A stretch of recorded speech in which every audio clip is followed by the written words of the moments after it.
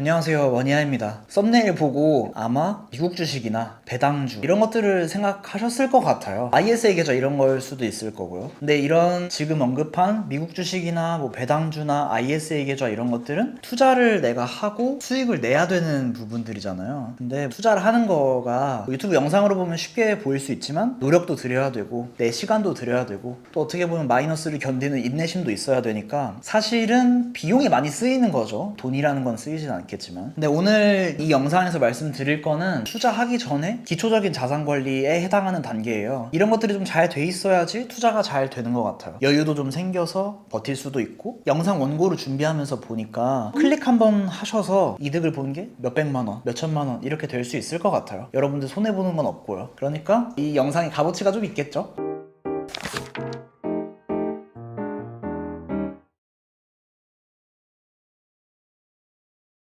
금리나 요구권 이거에 대해서 얘기 드릴 거예요. 금리나 요구권 들어보셨나요? 그 단어 그대로 금리를 인하해달라고 요구할 수 있는 권리라는 뜻이에요. 우리나라 정부 기관인 금융위원회나 금융감독원에서 금융소비자들, 그러니까 우리가 막 대출받고 하잖아요. 이런 소비자들을 보호해주기 위해서 만든 제도예요. 그래서 이거를 신청을 하면은 조사를 해보니까 은행마다 다르고 상품마다 다르고 대출마다 다르고 상황마다 다르고 다 다른데 사례를 몇 가지 가져왔어요. 첫 번째는 40대 직장인인데 금리 인하 요구권 신청해가지고 대출 금리를 0.4% 정도 낮췄다 이런 사례도 있었어요. 그리고 또 이런 뉴스의 사례 말고도 이 정책을 홍보하시려고 정책 기자단 이런 분들이 쓰신 글을 보면은 11% 기존 금리에서 9%로 인하됐다 이런 사례도 있었어요. 대출 금리 2%면 생각보다 진짜 큰 거거든요. 아마 이 영상 보시고 금리 인하 요구권 쓰신 분 중에서는 이렇게 되신 분도 생기겠죠. 근데 또 이제 주택담보대출은 대한민국에서 사회초년생들 제외하고는 대부분 가지고 있으니까 주담대로 예를 들자면은 서울 같은 경우에는 3억 원에서 한 5억 정도 사이에 왔다 갔다 하실 거예요. 주담대 가지고 있는 게 3억 원 기준으로 했을 때 계산을 그냥 해보면은 만기 30년 대출금리 4%다 하면은 매월 143만 원을 내는데 대출 이자 해서 총 상환 금액이 한 5억 1천만 원 정도 될 거예요. 원금이랑 이자랑 해가지고 30년 동안 매달 내는 걸 다 합산을 하면요. 근데 만약에 금리나 요구권을 써서 사례에서처럼 2% 말고 0.4%가 줄었다 하면은 136만 원이 되고 4억 9천 정도로 이제 떨어져요. 그러니까 2천만 원을 더 줄일 수 있는 거잖아요. 그냥 클릭 한 번 했는데 2천만 원 줄일 수 있다. 아무 리스크 없이. 이러면은 해볼만 하지 않나요? 2% 정도 떨어진다 하면은 이거보다 5배는 더 떨어질 거예요. 단순 계산으로. 그래서 여러분들이 꼭 해보셨으면 좋겠는 그런 제도다. 이렇게 말씀을 드렸습니다. 2천만 원이라고 하면은 아반떼 정도 살 수 있는 돈이잖아요. 나중에 30년 지나고 나서 사회초년생인 손주들한테 차라도 하나 사준다든지 이럴 수 있는 금액이니까 충분히 의미가 있는 금액이라고 생각해요. 그리고 또 이런 기본적인 자산 관리가 되어 있고 매월 이자가 좀 줄어들고 이런 효과가 투자할 때도 연결이 되는 것 같아요. 저도 수강생들을 많이 만나보다 보니까 조금 더 앞쪽에 자산 관리, 그러니까 월급 관리, 통장 쪼개기 이런 것들이 좀 잘 돼 있으신 분들, 월 저축액이 좀 잘 잡혀 있으신 분들은 투자를 해도 적은 돈으로 투자를 하면서 여유를 좀 갖고 마이너스일 때도 좀 견디고 다시 플러스로 돌아섰을 때도 더 큰 수익을 위해서 기다리고 이런 것들을 하실 수 있는 것 같거든요. 기초가 돼 있으면 이게 잘 되는 것 같아요. 사실 뭐 투자뿐만 아니라 모든 이야기가 다 그렇죠. 기초가 잘 돼 있으면은 그 다음 것들이 튼튼한 거잖아요. 근데 또 이건 다른 얘기인데 대출 얘기를 하니까 이 영상 보시는 분들 중에서는 난 대출이 없어서 상관없네 이렇게 하시는 분들도 있을 것 같아요. 근데 지금 당장 대출이 없는 분들도 일단 이 금리나 요구권, 원리 이런 것들을 좀 알아두시면 다른 투자를 할 때도 써먹으실 거고 나중에 대출이 생겼을 때도 조금 더 효율적으로 하실 수 있을 것 같아요. 그래서 인트로가 길었는데 목차를 설명드리면 오늘 영상 금리나 요구권이 뭔지 설명드릴 거고 금리나 요구권 신청하는 방법도 10초 20초 진짜 버튼 뭐 눌러야 되는지 설명드릴 거예요. 그럼 세 번째로는 금리나 요구권을 120% 활용하는 방법 설명드리겠습니다. 영상 진짜 짧게 만들 테니까 한번 보세요. 일단 여러분들이 그냥 금리나 요구권 버튼 누른다 이게 끝이다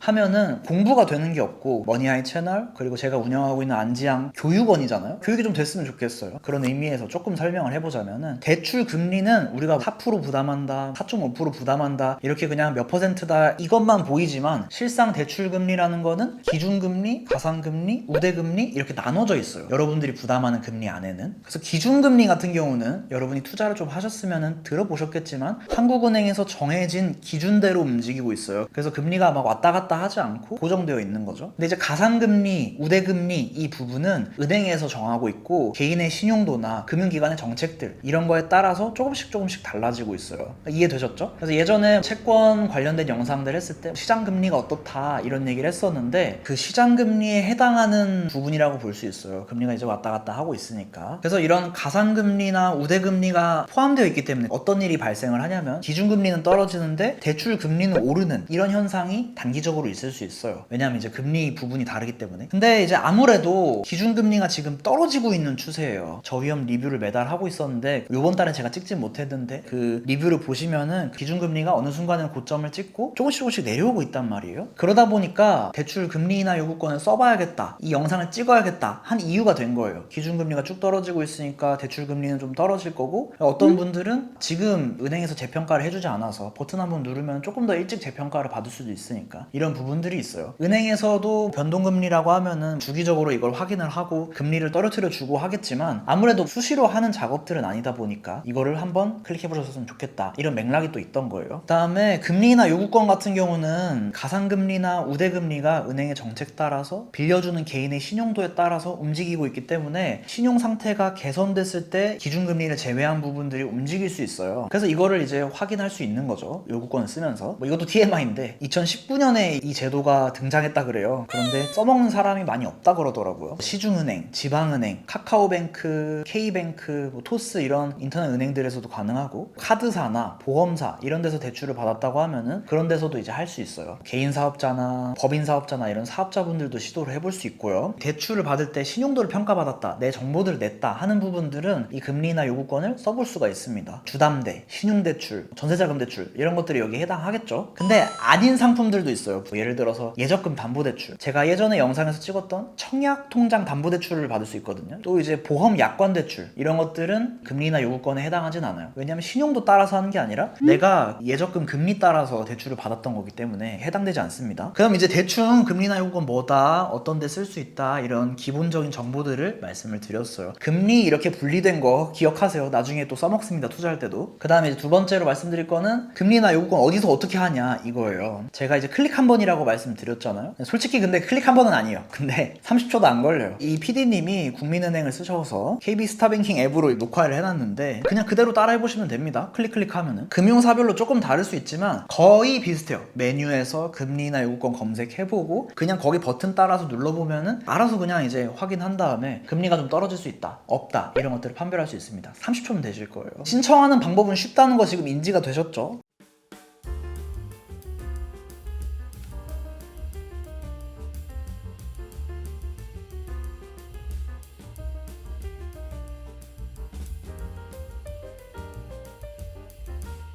그러면은 120% 활용하실 수 있게 선행 작업들을 좀 해주셨으면 좋겠어요. 이게 일종의 협상 같은 거잖아요. 내가 이만큼 잘할 수 있고 내가 믿을 만한 사람이고 이 돈 빌려주는 당신, 그러니까 은행, 여기서는 좀 더 잘 평가를 해달라 이런 거잖아요. 근데 나에 대해서는 나밖에 잘 모르잖아요. 여러 가지 정보들을 상대편한테 제시를 해주면은 상대편 입장에서도 조금 더 많은 정보를 가지고 판단을 할 수 있으니까 아무래도 좀 유리하게 될 확률이 높겠죠. 그래서 여러 가지가 있어요. 내가 제시할 수 있는 것. 첫 번째는 진급하거나 인센티브를 받았다거나 해서 소득이 좀 늘었다 이런 부분이 있을 수 있고, 두 번째는 부채가 줄었다. 아무래도 이제 대출 금액이나 이런 것들이 적으면 좀 더 긍정적으로 평가하겠죠. 세 번째는 종합적인 건데 신용점수가 높아졌다 하면은 대출 금리가 떨어질 확률이 높아요. 근데 이제 신용점수에 영향을 주는 건 이것도 예전 영상에서 말한 적이 있는데 성실하게 납부를 했다는 이력이 좀 필요해요. 통신요금이라든지 관리비라든지 이런 것들이 좀 해당돼요. 신용카드를 사용한 이력도 여기에 해당돼요. 사회초년생들 얘기를 예전에 했었는데 사회초년생들은 신용카드를 써본 적이 없어가지고 처음에 신용점수 평가를 하면 좀 낮게 나오는 경향이 있어요. 근데 이제 한 6개월이나 1년 정도 신용카드를 좀 쓴다 하면은 다시 이제 신용점수가 올라가는 경향이 있거든요. 이건 나중에 여러분들이 검색해보셔도 아실 거예요. 그 다음에 자산 규모가 좀 늘었다 이런 부분들도 신용점수가 높아지는데 기여를 하겠죠. 하나씩 세부적으로 설명을 하면은 소득이 늘었다는 거는 승진했다든지 연봉이 올랐다든지 내가 더 안정된 회사로 이직을 했다든지 아니면 성과급이 좀 많이 나왔다든지 이런 것들을 통해서 대출을 받았던 뭐 3년 전, 5년 전보다 지금 조금 더 나아졌다 하면은 원천징수 영수증이라든지 소득금액 증명원이라든지 이런 것들을 제출을 하고 평가받을 수도 있어요. 두 번째는 부채가 줄었다는 증거도 될 수 있어요. 예를 들어서 뭐 학자금이 있었는데 다 갚았다, 아니면 뭐 자동차 할부로 산 거 완납했다, 이런 것들이 여기에 해당될 거예요. 세 번째는 신용점수가 종합적이라고 말씀드렸잖아요. 신용점수가 높아졌으면 금리나 요구권을 쓸 때 유리해요. 휴대폰 요금, 전기, 가스, 수도요금 성실하게 납부했다, 요금 납부 확인서 이런 것들을 끊어서 제출할 수도 있습니다. 신용카드는 쓸 때 과도하게 쓴다든지 리볼빙 이런 걸 쓴다든지 이런 거 쓰면은 당연히 악영향을 주겠죠. 정해진 한도 내에서 어느 정도 적정한 금액을 쓰고 그 다음에 갚고 이런 것들을 이제 반복적으로 매월 이제 진행을 했으면은 어느 정도 시기가 지나면 신용점수에 조금 긍정적으로 영향을 미쳐요. 그리고 이제 체크카드를 일정 부분 쓰는 것도 신용점수에 좋은 영향을 미친다, 이런 이야기도 있더라고요. 그래서 이런 신용카드 같은 경우는 결제대금 완납 내역 확인서라든지 자동이체 결제 내역이라든지 이런 것들로 증빙을 또 할 수 있어요. 그 다음에 자산 규모가 증가했다, 이런 것들도 해당됩니다. 예금, 적금 이런 게 들어가지고 얼마 정도 이제 예치가 되어 있다, 이런 것들도 영향을 준다고 해요. 신용점수라는 게 무조건 이렇게 됩니다, 이렇게 말씀드릴 수가 없는 게 종합적으로 판단을 하다 보니까 어떤 부분은 계속 플러스가 되고 있고 어떤 부분은 마이너스가 되면은 열심히 잘했는데도 점수 변화가 없을 수 있어요. 지금 말씀드렸던 거는 아주 기본적인 얘기들이죠. 그럼 정리를 하면은 신용점수에 긍정적인 영향을 줄 만한 소득, 부채, 잘 갚았다 이런 내역들, 더 믿을 만한 증거들을 제출을 하고 이런 증거들을 쌓은 다음에 신용점수를 먼저 올리세요. 신용점수 상승 버튼을 누를 수 있어요. 신용점수 한번 올려주세요, 확인해주세요, 이렇게 할 수 있어요. 저 같은 경우는 토스를 쓰는 편인데 신용점수 올리기 버튼이 또 있더라고요. 그런 것들을 한번 눌러보는 거죠. 일주일에 한 번씩 누를 수 있게 되어 있어요. 그 다음에 신용점수를 올리고 나서 좀 더 믿을 만한 사람이다, 신용, 믿을 만한 이런 뜻이잖아요. 신용할 만한 사람이다, 이걸 보여준 다음에 점수를 높이고 나서 그 다음에 금리나 요구권을 눌러보시는 거예요. 이렇게 이제 진행이 되면은 조금 더 금리 인하가 될 확률이 높을 거예요. 근데 이제 여러분들이 대출받은 은행에 따라서 조건이 좀 다르실 테니까 은행마다 금리나 요구권 설명하는 페이지가 있거든요. 이거는 제가 댓글에다 달아 놓을게요. 그리고 금리나 요구권 신청하면은 은행에서 나에 대해서 더 잘 알게 돼서 오히려 금리가 높아질 수 있다, 이런 썰 같은 게 있었어요. 불이익 받는 게 아니냐, 이런 얘기들이요. 근데 정부에서 나온 거 보면은 금리나 거절 사유 때문에 신용 등급, 신용 점수가 변화한다든지 금리가 높아진다든지 이런 일이 없다, 이렇게 설명 자료도 나와 있어요. 그리고 처음에 이거 금리나 요구권 써봤는데 안 된다, 그래가지고 나중에 다시 신청하겠다 이러셔도 상관없어요. 그러니까 이 영상 보시고 이런 방법이 있구나, 금리가 이렇게 이루어져 있고 내 신용 점수를 이렇게 올릴 수 있고 그래서 금리를 좀 떨어뜨릴 수 있구나, 이런 방법을 아셨으면은 나중에 뭐 6개월 뒤, 1년 뒤에 다시 한번 시도해 보실 수 있는 거죠. 그리고 뭐 조금 더 얘기하면은 정부에서도 노력을 많이 하고 있어요. 금리나 요구권 이렇게 있다, 진짜로 사람들이 잘 안 썼나 봐요. 이미지 나오는 것처럼 요구를 막 하고 있더라고요. 그리고 또 23년에 나온 보도자료를 보니까 그냥 형식적인 제도로 만들지 않고 금융 소비자들도 실제로 체감할 수 있게 공을 들이겠다, 이런 자료들도 있었어요. 그래서 여러분들이 신청한다고 해서 불이익 받고 뭐 이런 게 없고, 이런 권리 같은 게 제가 뭐 만들어내거나 저한테 이익이 되거나 이런 게 없으니까 그냥 한번 해보셨으면 좋겠어요. 손해보는 게 없어요. 정리를 한번 할게요. 금리나 요구권 뭔지 설명드렸고 어떻게 하는지 화면도 보여드렸어요. 그 다음에 어떻게 하면은 조금 더 효율적으로 쓸지도 설명을 드렸습니다. 그리고 서두에 말씀드렸던 것처럼 금리나 요구를 하고 여러 가지 자산 관리들이 잘 정리가 되어 있으면 투자를 하실 때도 조금 더 여유 있게 멘탈이 좀 안정된 상태에서 10%라도 좀 나은 상태에서 투자를 할 수 있으니까 수익을 볼 확률이 더 높을 것 같아요. 다음 영상부터는 이런 자산 관리 기초에 해당하는 부분들도 많이 얘기를 해볼게요. 기초가 좀 잘 돼 있어야지 투자도 잘 되는 것 같아요. 많이 만나보니까 그런 것 같더라고요. 이런 부분 신경 써서 말씀드리겠습니다. 오늘 영상 여기까지 할게요. 행복한 하루 되세요.